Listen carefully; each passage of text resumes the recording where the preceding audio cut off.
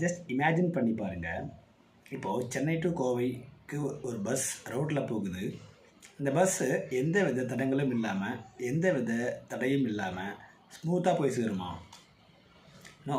Because அந்த வழியில் பல தடைகள் வரலாம், பல ஸ்பீட் பிரேக்கர் வரலாம், பல மேடு பள்ளங்கள் வரலாம், வளைவுகள் வரலாம். இவையெல்லாம் தான் வாழ்க்கையினுடைய தடைகள். ஹலோ மக்களே, உங்கள் அனைவருக்கும் இனிய மாலை வணக்கங்கள். எல்லோரும் எப்படி இருக்கீங்க? சூப்பராக இருக்கீங்களா? என்னுடைய பேர் சசிகுமார். இன்றைய தலைப்பு தடை. நான் ஒரு என்ட்ரி போட் சொன்ன ஒரு கோட்டோட ஆரம்பிக்கிறேன்.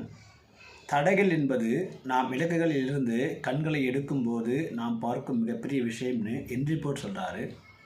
ஸோ இங்கே தடைகள் என்பது நல்லது. ஸோ தடை என்பது எப்போவுமே நம்மை ஒரு செதுக்கக்கூடிய ஒரு ப்ராசஸ் தான் தடை. ஸோ தடையை நம்ம எப்படி பார்க்குறோம், நம்ம பார்க்கும் கோணம் எப்படி இருக்குது?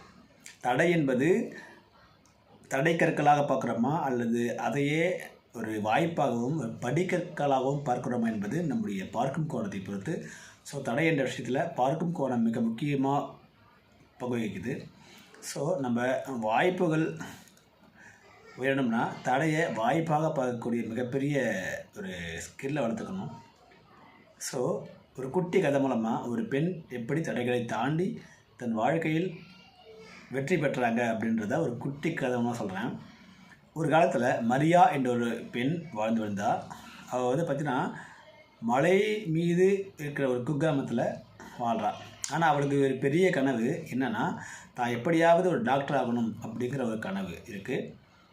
ஆனால் ஏழ்மையான நிலைமையில் பிறந்ததால் அவங்களுக்கு பணம் கிடைக்கல. ஸோ அவள் என்ன பண்ணுறா, வேலைக்கு போய் தளராத முயற்சியால் அவள் மெடிக்கல் காலேஜுக்கு அப்ளிகேஷன் போடுறாள்.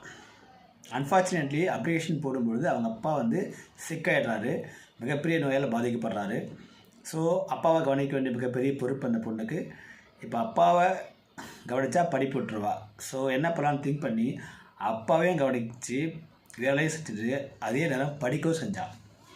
இப்படி தளராத முயற்சியால் அவங்க மிக பெரும் போராட்டத்தோடு படிக்க ஆரம்பிக்கிறான். ஸோ அப்ளிகேஷன் போடுறாங்க, காலேஜ் ஜாயின் பண்ணுறாங்க. அங்கே மிகப்பெரிய தடை, ஃப்ரெண்ட்ஸ் கூடிய ரேக்கிங் அண்ட் அவளுக்கு கற்றல் குறைபாடு இருக்குது, மிகப்பெரிய கற்றல் குறைபாடு இருக்குது. ஸோ இதையெல்லாம் எப்படி அவள் கடந்து போகிறான்றது தான் மிகப்பெரிய விஷயம். அவள் எதையோ பொருட்படுத்தாமல் தன்னை ஒரே கோலை வச்சு கோல் நோக்கி போனான். படிக்கணும்னு சொல்லி புதிய முயற்சியை எடுத்து புதிய ஆய்வு பண்ணி படைப்பாற்றலோடு படிக்கிறாள். கடைசியில் மிக பெரும் டாக்டராக வெற்றி பெற்ற ஒரு மருத்துவராக ஊருக்கு வரா. இறக்க குணத்தோட மக்களுக்கு ஃப்ரீயாக சர்வீஸ் செய்கிறாள். அவள் ஒருபோதும் தடைகளை தடைகளாக பார்க்கவில்லை, அவள் படிக்கற்களாகத்தான் பார்த்தாள். ஸோ இப்போது நான் I want just share 3 things to you. இந்த 3 திங்ஸை நீங்கள் பயன்படுத்தினீங்கன்னா மிகப்பெரும் அளவு தடையை கடக்கக்கூடிய மிகப்பெரும் வாய்ப்பு இருக்கும். Number 1, accept. நம்ம தடைகளை எப்பவுமே ஏற்றுக்கொண்டு என்ன தடையோ ஏற்றுட்டு நம்ம செயல்படும்போது அந்த தடையினுடைய பாரம் பாதி குறைக்கப்படுவது நாம் அறியலாம். Number 2, face. எப்பவுமே தடைகளை ஃபேஸ் பண்ணணும். என்ன வகை தடை நினச்சி அதை ஃபேஸ் பண்ணும்பொழுது தான் அந்த தடை பாதியாக உடைக்கப்படும். அதுக்கு ஒரு சின்ன டிப்ஸாக சிறு சிறு பகுதிகளாக பிரித்து கொண்டு நாம் செய்யும் பொழுது அது ஈஸியாக உடைபடுவதை பார்க்கலாம். Number 3, do action. ஒரு ஆக்ஷன் டேக்கிங் பண்ணும்போது தான் அது மிக பெரும் ஒரு தடையும் ஈஸியாக உடைக்கப்படும்.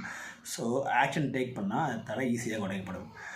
ஃபைனலாக நம்முடைய மண்டேலா சொல்வதைப் போல, தடைகள் என்பது உங்கள் இலக்குகளில் இருந்து வழுவதுன்னு சொன்னேன் இல்லையா?